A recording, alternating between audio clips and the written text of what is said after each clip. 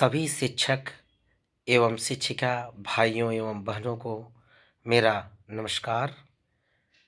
आपका मेरे चैनल पर स्वागत है।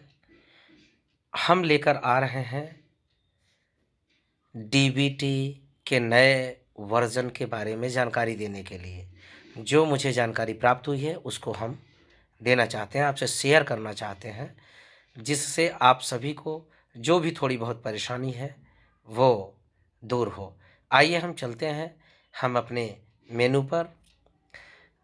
ये हमारा मेनू है और इस मेनू पर देखें तो हमारा ऐप है डीबीटी। इस डीबीटी ऐप पर हम चलेंगे जो कि लेटेस्ट वर्जन आ गया है और वो है 1.0.0.13। इट मीन्स वर्जन आ गया है 13। अब हम क्या करेंगे, इस डीबीटी को ओपन करने से पहले हम क्या करेंगे कि लोकेशन को खोल लेंगे। ये मेरा लोकेशन पहले से खुला हुआ है, तो लोकेशन खोल लेने पर आप इस पर टिक करेंगे। जैसे ही इस पर क्लिक करते हैं तो आपका इंटरफेस यानी कि जो डैशबोर्ड है वह खुल जाता है। वह खुल जाता है और इस डैशबोर्ड को आप देख सकते हैं। अब क्या करना है, यहाँ पर देखिए तो 3 विकल्प दिखाई देता है, 1 2 3। जो डीबीटी ऑप्शन है और जो अपडेट ऑप्शन है और जो वेरीफाइड ऑप्शन है, वेरीफाइड ऑप्शन में आपको टोटल जिन बच्चों को सफल भुगतान हो गया है, यहाँ पर टोटल उन बच्चों की संख्या दिखाई देगी और जो आपके कक्षा के बच्चों की संख्या है वो इसमें दिखाई देगी। इस चिन्ह का मतलब होता है कि यानी कि उसमें फ़ोन नंबर भी सेट करना है, यानी कि गार्जियन 1 और गार्जियन 2 के नाम से उसमें है, सेव करना है। लेकिन एक ही फ़ोन पहले से सेव है, दूसरा आप सेव कर सकते हैं, नहीं भी है तो आप डायरेक्ट सेव कर सकते हैं। तो आप उसमें देख लें संबंधित जानकारी, कोई त्रुटि हो कोई न त्रुटि हो तो वहाँ पर कॉल का सिंबल बना हुआ है, इस पे कॉल करके उनके गार्जियन से बात भी कर सकते हैं। अब बात आते हैं हम तीसरी पोर्शन पे, जो सबसे इम्पोर्टेंट है या ज़रूरी है इस वीडियो को बनाने का। केवल एक कारण है, डीबीटी सेक्शन को खोलना। हम एक बार आपको एक छोटी सी नज़र पे दौड़ा देते हैं। जो ये वेरीफाइड सेक्शन है, इस सेक्शन को खोल के ओपन करेंगे तो ये सारे बच्चों का जो दिखाई दे रहा है, सारे बच्चों का दिखाई देगा। जहाँ तक मैं समझ पा रहा हूँ ये सक्सेसफुल बच्चों की संख्या है, ठीक है। तो मैं सिक्योरिटी पर्पस से इसको रोक नहीं रहा हूँ, मूव करा रहा हूँ और इसलिए आप लोगों को। अब बात आती है, हम बैक आ गए, इस चीज़ को खोले थे, उसमें सभी बच्चे का डिटेल था। अब आते हैं हम इस अपडेट वाले पोर्शन को खोल के देखते हैं। ओपन करेंगे तो इस प्रकार से आपका खुलेगा।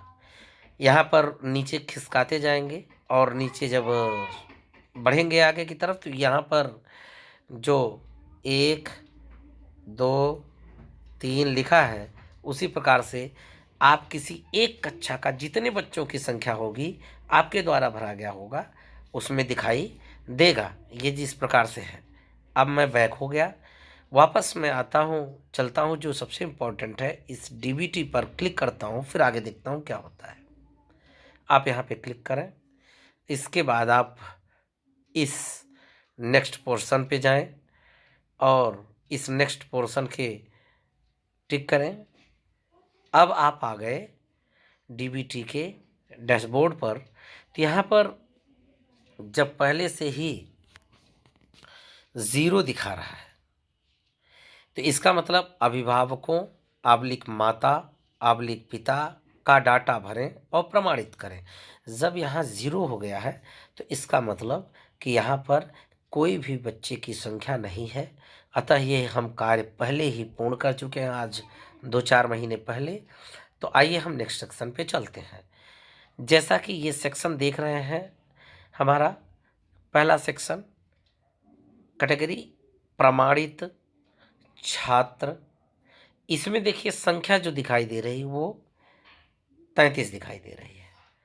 इसका मतलब होता है कि हमारे जो प्रमाणित किए गए छात्र हैं किसी एक शिक्षक द्वारा, वो 33 है। अब अप्रमाणित छात्र की संख्या देखें तो यहाँ पर दिखा रहा 0। इसका मतलब कि हमारे द्वारा पूरे के पूरे कक्षा को प्रमाणित कर दिया गया है।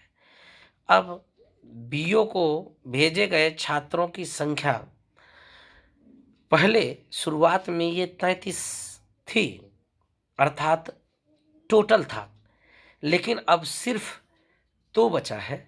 अर्थात इस 2 का केवल एक कारण है कि किसी न किसी त्रुटि के कारण या कोई कमी रह गई है। इस हेतु इन 2 बच्चों का भुगतान नहीं हो पाया है। बाकी यहाँ पर अगर देखें कि इन 31 बच्चों का भुगतान या तो हो गया है या किसी छोटी सी गलती के कारण अभी रुका हुआ है। फिर भी इसके अंदर खोलने पर ही पता चल पाएगा।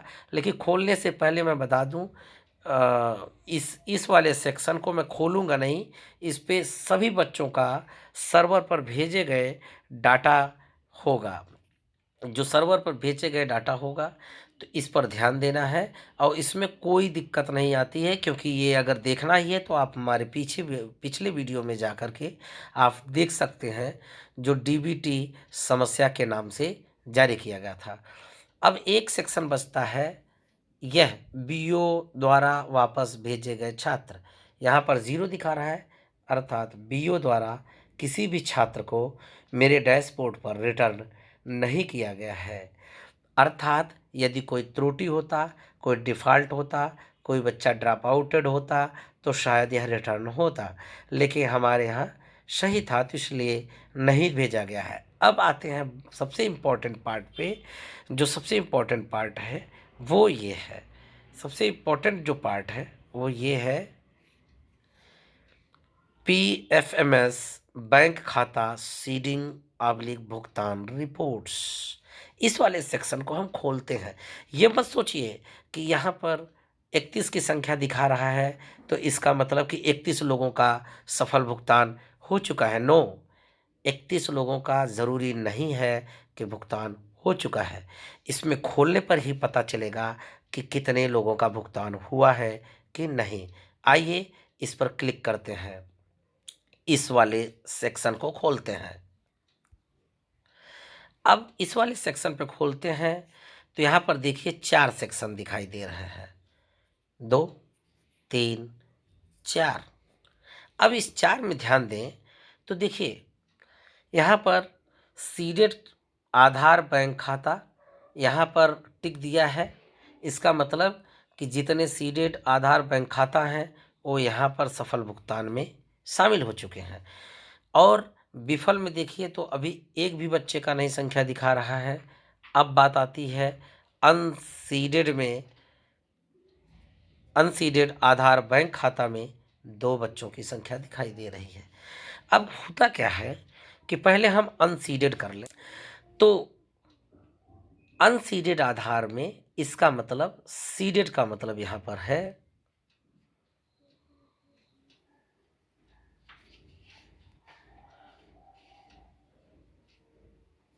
जुड़ाव। यहाँ सीडेड का मतलब जोड़ से है, जुड़ाव से है, अर्थात आधार कार्ड और बैंक खाता संख्या जुड़ा है एक दूसरे से। तो इन 2 बच्चों का नहीं जुड़ा है। अब देखिए यहाँ पर हम खोलते हैं। जैसे यहाँ पर देखें तो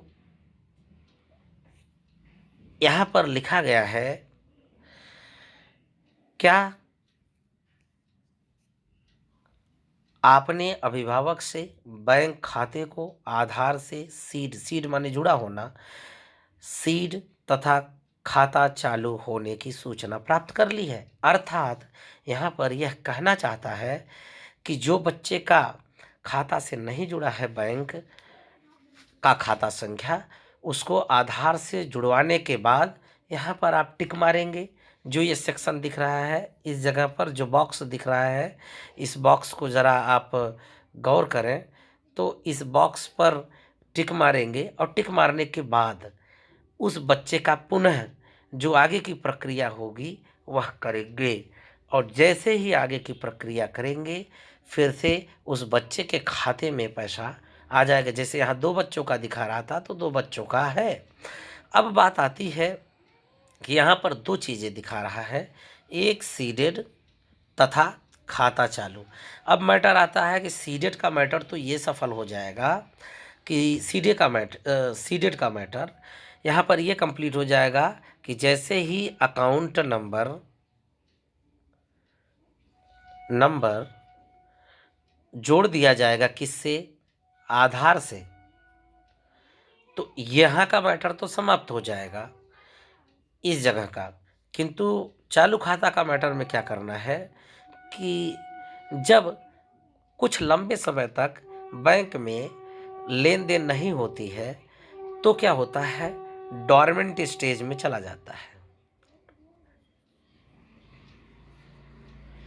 इस स्टेज में अकाउंट आपका चला जाता है, तो उसमें क्या होता है कि थोड़ी सी पैसा भेजने में या निकालने में समस्या होती है। इसके लिए क्या करना है, इसे क्या करने के लिए इसको क्या करना होगा, एक्टिवेट। और एक्टिवेट करने के लिए आपको करना क्या होगा कि इसमें यानी कि खाते में कुछ पैसे आपको डालना होगा। तो उस कुछ पैसे डालने का मतलब है वो डायरेक्ट वाउचर द्वारा आप भर सकते हैं। कोई अभिभावक बच्चे के परिवार का जाकर के उस खाते में मैनुअली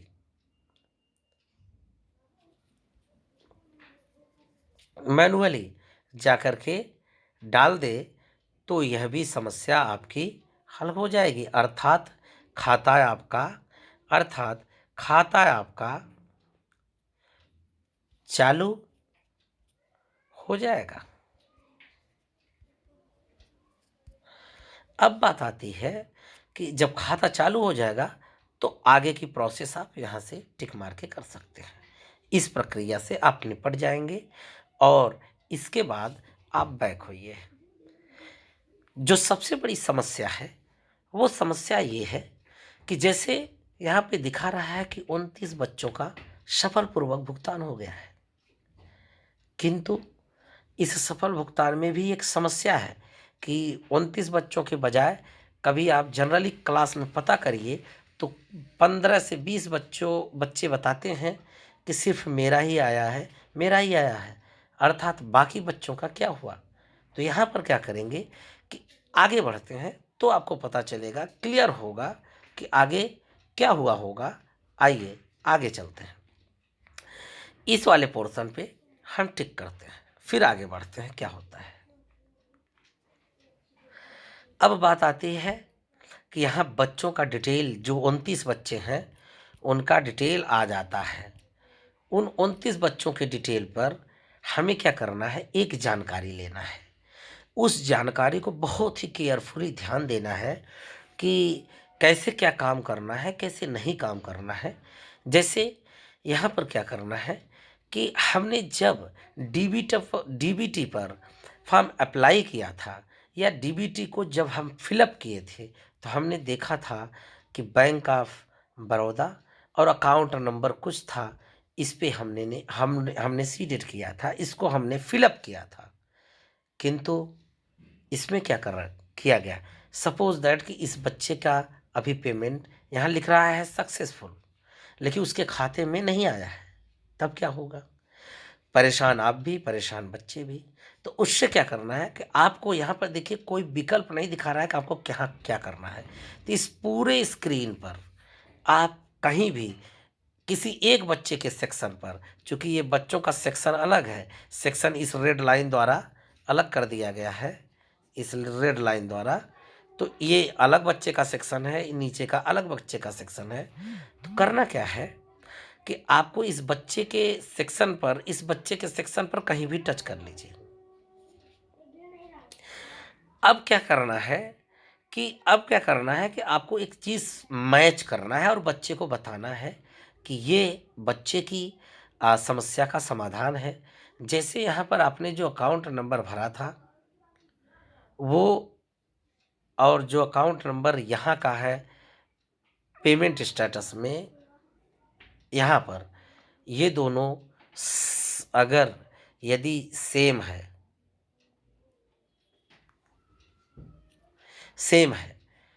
तो बच्चे से बता देना है कि तुम्हारे खाते में पैसा पहुंच गया है। किंतु यदि जिस बच्चे का नहीं पहुंचा है उस बच्चे का क्या करना होगा, मैं अभी बताता हूं। जैसे एक बच्चे का यहाँ पर है हमारे पास, जो उस बच्चे की, अरे हमारे पास 3-4 बच्चों की है, लेकिन उस बच्चे का हमें याद है। जैसे इस बच्चे का अगर देखें तो हमारे द्वारा जो बच्चे का अकाउंट नंबर भरा गया था वो डिफरेंट था, वो अलग था, और जो जिस खाते में पैसा आया है वह अकाउंट नंबर अलग है। यानी कि इसमें क्या समस्या है कि ये बच्चा परेशान, वो पूछा कि सर हमारे में आया नहीं। लेकिन आप इस सभी बच्चों का एक एक करके डिटेल चेक कर लीजिए, आधार संख्या से, उस आधार संख्या से जितने भी खाते जुड़े होंगे, यानी कि किसी भी खाते में पैसा भेजा जा सकता है। तो इस प्रकार से आप सभी को मैं आशा करता हूँ कि कुछ हद तक आपकी अपनी समस्याओं से समाधान मिल गया होगा। Okay, most welcome on my channel. Thanks. आपके लिए